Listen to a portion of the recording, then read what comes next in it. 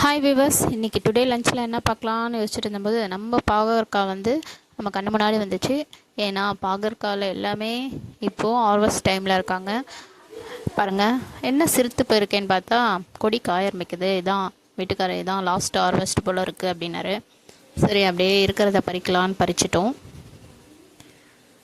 So இதில் இந்த பக்கம் அந்த பக்கம் இருக்கிறது எல்லாமே தேடி கண்டுபிடிச்சி பறிச்சாச்சு.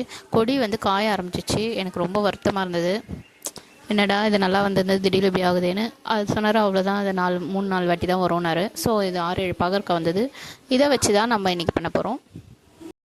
நம்ம கத்திரிக்காய் சாம்பார் வச்சுட்டோம், சாதம் வடிச்சிட்டோம். சைடிஷாக இந்த பாகற்காய் தொக்குங்க, எப்பவும் பண்ணுற மாதிரி பாகற்காய் தொக்கு பண்ணியாச்சு. நல்லா சூப்பரான டேஸ்டியான பாகற்காய் தொக்கு. இது ரொம்ப ரொம்ப ஹெல்த்திங்க.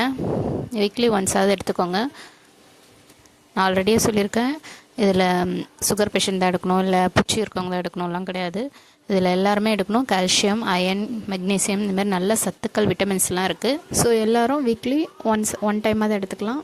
பாருங்கள், எவ்வளோ சூப்பராக இருக்குது. வீடியோ பிடிச்சிருந்தால் லைக் பண்ணுங்கள், ஷேர் பண்ணுங்கள், சப்ஸ்கிரைப் பண்ணுங்கள்.